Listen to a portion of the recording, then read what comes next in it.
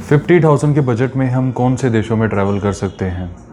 इसके ऊपर कोरोना से पहले हमने कॉम्प्रिहेंसिव इंफॉर्मेशन दी थी, जिसमें उन कंट्रीज़ को उस टाइम पे उनके एयर फेयर, होटल और उनकी लिविंग कॉस्ट के हिसाब से 50,000 में कौन कौन सी कंट्रीज़ आती हैं वो सारी कैलकुलेशन करके बताया गया था। बट अब सिंस डेफिनेशन थोड़ी चेंज हुई है, कोरोना के बाद काफ़ी सारे ऐसे सस्ते देश थोड़े से महंगे हुए हैं, क्योंकि उनका एयर फेयर वगैरह थोड़ा सा महंगा है और कुछ नई एंट्रीज़ भी आई हैं। तो ऐसे अप्रॉक्सीमेटली 15 कंट्रीज़ हैं एज ऑफ नाउ, जो पॉपुलर 15 कंट्रीज़ हैं जिनको ट्रैवल किया जा सकता है, जहाँ जो ट्रैवल हिस्ट्री में भी काउंट आती हैं। इस लिस्ट में नेपाल और भूटान को कंसिडर नहीं किया गया है, क्योंकि वहाँ पे पासपोर्ट फ्री ट्रैवल है, तो यूजुअली विदाउट पासपोर्ट के भी कोई प्रॉब्लम नहीं होती है। तो उनके अलावा 15 कंट्रीज़ जो हैं वो आप जानेंगे। इन सभी कंट्रीज़ में जो 50,000 का बजट बताया गया है, उसमें रिटर्न एयर फेयर, होटल और बेसिक खाने पीने का जो कॉस्ट है उसको इंक्लूड करके बताया गया है। तो इस लिस्ट में जो सबसे पहली एंट्री है वो है रशिया की। रशिया को हम 50,000 में कर सकते हैं, including visa, including flight, including वहाँ पे होटल। हाँ, हम अगर खाली मॉस्को जाते हैं, तो अगर आप मॉस्को के अलावा कुछ और डेस्टिनेशन को, जैसे लोग सेंट पीटर्सबर्ग भी जाते हैं, अगर आप उसको कवर करते हैं तो बजट ऊपर जाएगा। आप बेसिक होटल, बेसिक का मतलब है कि standard hotel, 2 star kind of hotel है, अगर आप उसको अपग्रेड करते हैं तो फिर आपका बजट और इंक्रीज़ हो सकता है। 50,000 में आप 4 डेज़ का ट्रिप रशिया का लगा के आ सकते हैं, अगर आप एडवांस परचेज में बुकिंग करें तो। सेकंड है इजिप्ट।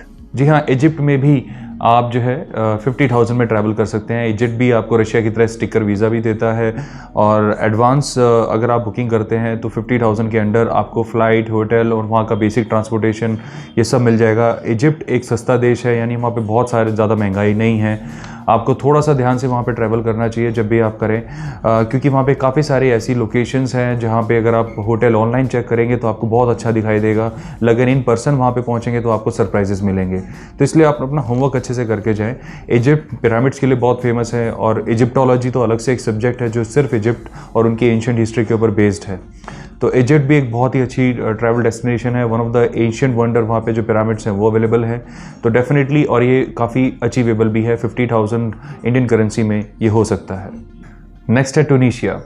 टूनीशिया एक नॉर्थ अफ्रीकन कंट्री है। यहाँ पे वीज़ा की कोई रिक्वायरमेंट नहीं है, इंडियन सिटीजन्स के लिए वीज़ा फ्री एक्सेस है। नॉर्थ अफ्रीकन बिल्कुल आप ये देखेंगे कि स्पेन के बिल्कुल नीचे आपको दिखाई देगा मोरक्को के साथ में आपको टूनीशिया भी दिखाई दे सकता है। और टूनीशिया मेडिटेरेनियन सी में इसका सी शोर होता है, और प्लस बहुत ही अच्छी मॉडर्न कंट्री है।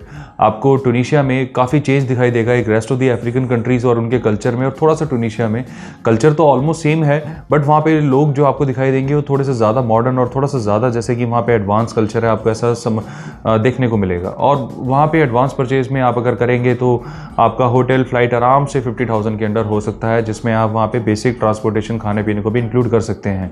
वीज़ा के पैसे बच जाते हैं, वहाँ पे वीज़ा फ्री एक्सेस आपको मिल जाता है। लिस्ट में नेक्स्ट है सर्बिया।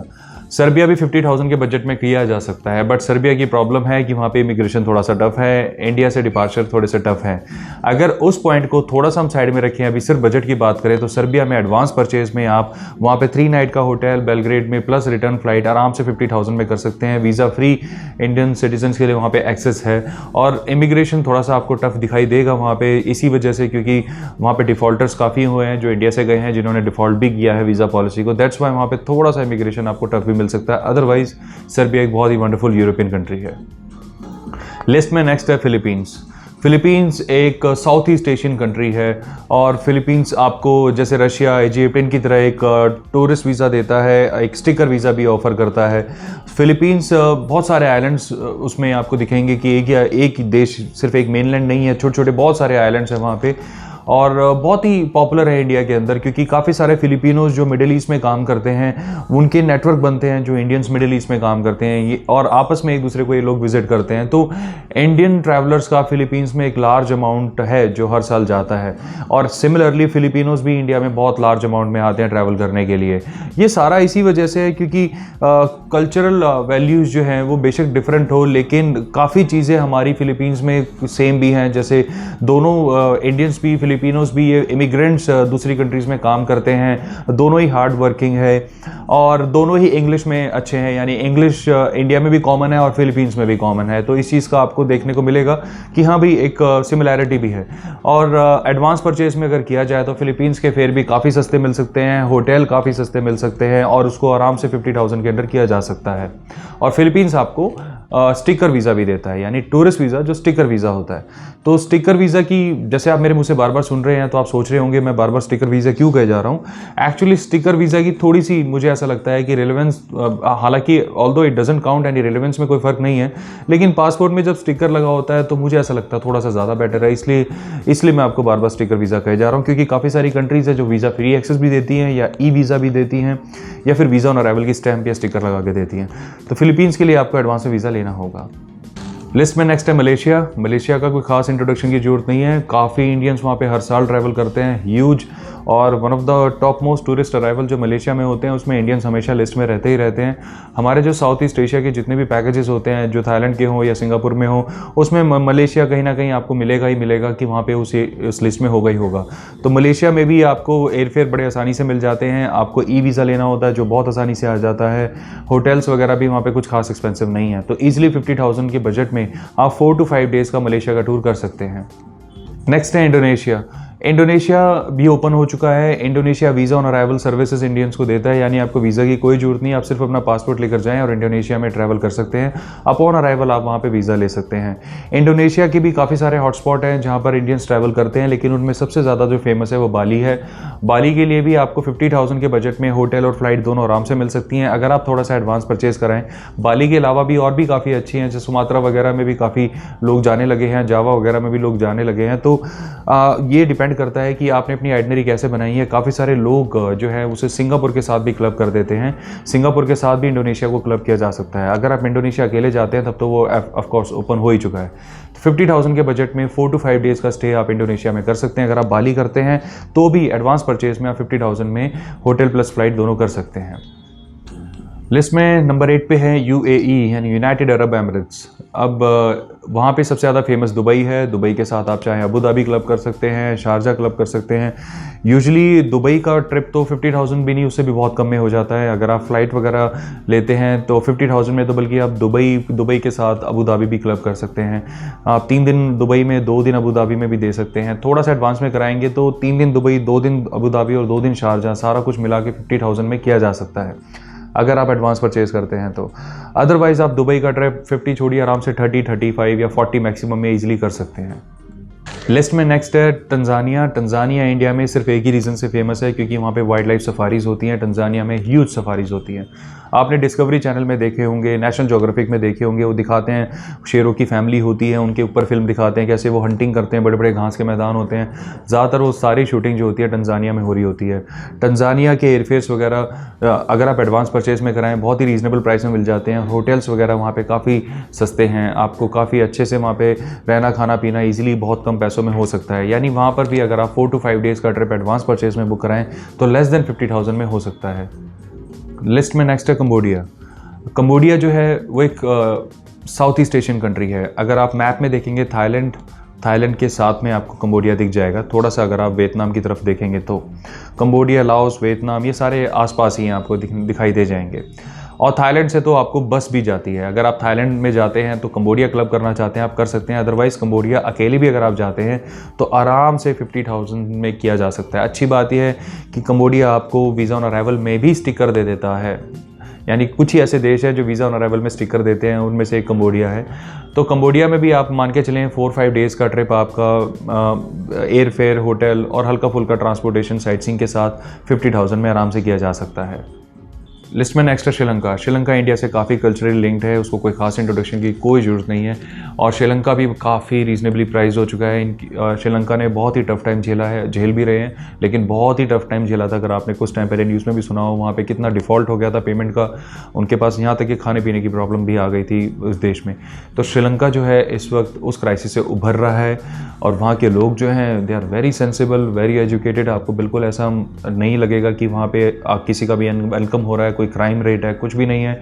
बहुत ही बढ़िया एटमॉस्फेयर है, टूरिस्ट फ्रेंडली है। तो अगर आप श्रीलंका में जाना चाहते हैं डेफिनेटली जाइए। 50,000 में आराम से वहाँ पे फ़्लाइट, होटल, बेसिक ट्रांसपोर्टेशन के साथ आप 4 से 5 दिन का ट्रिप कर सकते हैं। श्रीलंका वीज़ा ऑन अराइवल पे एक छोटा सा स्टिकर आपके पासपोर्ट पे लगा के देता है। तो अगर आप वहाँ पर जाते हैं तो अराइवल डिपार्चर की स्टैंप के साथ साथ एक छोटा सा स्टिकर भी आपके पासपोर्ट पे लगता है। लिस्ट में नेक्स्ट है सिंगापुर जिसे कहते हैं, मैंने आपको पहले ही बताया था कि अगर टॉप 5 कंट्रीज़ की नाम लिया जाए जहाँ पे इंडियन सबसे ज़्यादा ट्रैवल करते हैं उसमें डेफिनेटली सिंगापुर होगा। सिंगापुर का तो नाम ही हमारे इंडियन कल्चर से इन्फ्लुएंस्ड है, सिंहपुरा से सिंगापुर बना है। तो सिंगापुर में इंडियन डायस्पोरा बहुत ह्यूज अमाउंट में वहाँ पे रहता ही है और हर साल बहुत ह्यूज अमाउंट में जाते भी हैं ट्रैवल करने के लिए। बहुत ही एडवांस इकोनॉमी है, बहुत हाई ह्यूमन डेवलपमेंट इंडेक्स है, बहुत मॉडर्न कंट्री है और one of the Asian tigers भी इसको एक टाइम पे कहा जाता था। और साथ साथ ये भी है कि आपको वीज़ा फ्री एक्सेस नहीं देता, बट आपसे एक फॉर्मेलिटी की डिमांड करता है कि आप पहले से ई वीज़ा लेकर आएँ। तो सिंगापुर का ई वीज़ा 2 से 3 दिन में आ जाता है। आपको सिंगापुर वीज़ा लेने के लिए अपना पासपोर्ट, अपनी अकाउंट स्टेटमेंट और जो जहाँ पर भी आप जॉब वगैरह करते हैं उसका कोई NOC, बिजनेस करते हैं तो उसका कोई ना कोई प्रूफ आपको जो है शो करना पड़ता है। और आप ये डायरेक्ट सिंगापुर हाई कमीशन से नहीं लगवा सकते, एक ऑथराइज्ड एजेंट की आपको हेल्प लेनी पड़ेगी यहाँ पे। तो सिंगापुर का भी 50,000 में बहुत आराम से 4 to 5 डेज़ का ट्रिप हो सकता है, जिसमें फ़्लाइट, होटल, वहाँ का बेसिक ट्रांसपोर्टेशन भी इंक्लूडेड होगा। अगर आप इसको एक्सटेंड करते हैं और वहाँ पे ज़्यादा साइट सीइंग और ज़्यादा शॉपिंग वगैरह करते हैं, यूजुअली लोग करते हैं सिंगापुर में जब जाते हैं, तो इससे थोड़ा सा बजट आपका प्लस माइनस हो सकता है। तो उसके लिए आपको फ्लेक्सिबल रहना होगा। Otherwise Singapore is a must visit destination. अगर आपने विजिट नहीं किया है तो डेफिनेटली करिए और 50,000 में easily it can be done. List में नेक्स्ट है वियतनाम। जैसे अभी हम थोड़ी देर पहले बात कर रहे थे, एक साउथ ईस्ट एशियन कंट्री है जो बिल्कुल आपको दिखेगा कि कंबोडिया भी जहाँ ख़त्म हो जाता है बिल्कुल उसके बाद लास्ट में वियतनाम आता है। वियतनाम के बाद सीधा साउथ चाइना सी आपको दिखेगा, फिर ताइवान है मैप में अगर आप देखेंगे, मेरे कहने का मतलब है। तो वियतनाम के लिए आपको पहले से वीज़ा लेना होता है, which is not very difficult, आराम से मिल जाता है। वियतनाम के लिए भी कोई प्रॉब्लम नहीं है, आप आराम से 50,000 में फ़्लाइट, होटल के साथ सब कर सकते हैं। वियतनाम एक इमर्जिंग इकोनॉमी है, बहुत अच्छी वहाँ पे ग्रोथ और डेवलपमेंट हो रही है, बहुत सारी इंडस्ट्रीज़ वहाँ पे मूव हुई हैं। आपने काफ़ी सारे प्रोडक्ट्स इंडिया में अमेज़ॉन पे, फ्लिपकार्ट पे अगर आप खरीदते हैं तो उन पे मेड इन वियतनाम भी आपने देखा होगा। तो धीरे धीरे बड़ी इंडस्ट्रियलाइज कंट्री होती जा रही है, ग्रोथ वहाँ पे पिक हो रहा है। वहाँ पे बहुत ही हॉस्पिटेबल लोग हैं, बड़ा ही ओपन सोसाइटी है, काफ़ी अच्छा लगेगा। आप चाहें तो वियतनाम को अपनी ट्रैवल आइटनरी में ऐड कर सकते हैं। 14th नंबर पे आर्मेनिया इंडिया में फेमस रहा है। आर्मेनिया काफ़ी सारे लोग कहते हैं कि वो यूरोप का हिस्सा है, काफ़ी सारे लोग इसको डिसएग्री करते हैं, वो कहते हैं एशिया का हिस्सा है। देखा जाए तो इस पॉइंट पे है जहाँ पे यूरोप खत्म होता है और एशिया स्टार्ट होता है, या एशिया खत्म होता है यूरोप स्टार्ट होता है, आप कुछ भी कह सकते हैं। जॉर्जिया, आर्मेनिया और थर्ड कंट्री इनके साथ है अज़रबैजान। अगर नॉर्थ में देखेंगे रशिया है, साउथ में देखेंगे टर्की है, साउथ वेस्ट में अगर साउथ ईस्ट में देखेंगे तो ईरान है। तो इस तरीके से ये सारी कंट्रीज़ वहाँ पे एक दूसरे को टच करती होती है। जोग्राफिकली तो लगता है ऐसा कि वो ज़्यादातर एशिया के साथ ही लिंक्ड हैं, लेकिन culturally they are very close to European culture.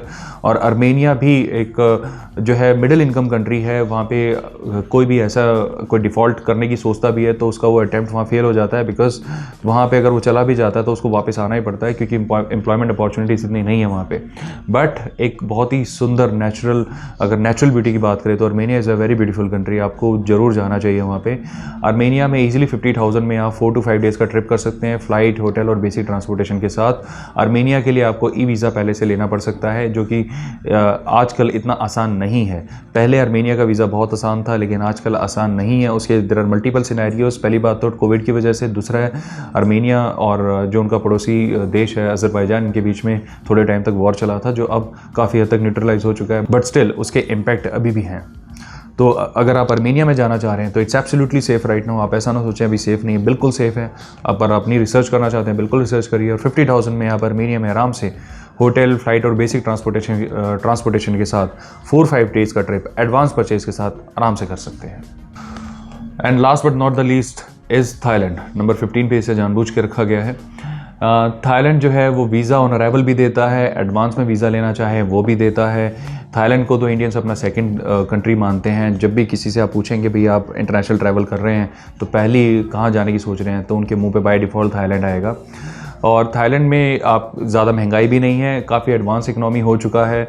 वहाँ पे standard of living is very good और काफ़ी अच्छे से वहाँ पे डेवलपमेंट भी आपको देखने को मिलेगी। इंफ्रास्ट्रक्चर थाईलैंड का काफ़ी एडवांस हो चुका है, काफ़ी डेवलपमेंट हो चुकी है। बहुत ह्यूज नंबर ऑफ़ इंडियंस वहाँ पे रहते भी होते हैं और उससे भी ज़्यादा इंडियंस वहाँ हर साल विज़िट करते भी हैं।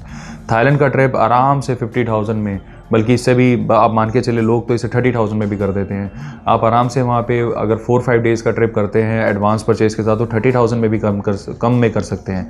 और अगर आप मल्टी डेस्टिनेशन थाईलैंड का टूर करते हैं, यानी थाईलैंड के ही अंदर आप बैंकॉक भी जाते हैं, पटाया, फुकेट वगैरह भी जाते हैं, तो भी आप 50,000 में बड़े आराम से कर सकते हैं। तो ये थी वो कंप्लीट लिस्ट जो आपको 50,000 में आपके ट्रैवल प्लान को कंप्लीट करने में आपकी हेल्प करेगी। जब भी आप अपना ट्रैवल प्लान बनाएं तो हमेशा ध्यान रखें इमिग्रेशन के बारे में। इमिग्रेशन का हम ख़ास तौर से आपको हमेशा एडवाइस करते हैं, इमिग्रेशन को आप कभी भी फॉर ग्रांटेड ना लें और उसकी पूरी तैयारी करके ही जाएं। इमिग्रेशन को किस तरीके से पार करना है, इंग्लिश ना आने पर भी आप कैसे पार कर सकते हैं, बिल्कुल हिंदी आती है तब भी कैसे पार कर सकते हैं, उसके ऊपर सारी डिटेल्स इस वीडियो में मिलेगी, इस चैनल पे मिलेगी, और इस वीडियो के डिस्क्रिप्शन पे उन सभी वीडियोज़ के लिंक भी मिल जाएंगे आपको। तो मुझे पूरा यकीन है कि वीडियो आपके लिए काफ़ी इंसाइटफुल रही होगी। अपना समय देने के लिए धन्यवाद। Bye bye.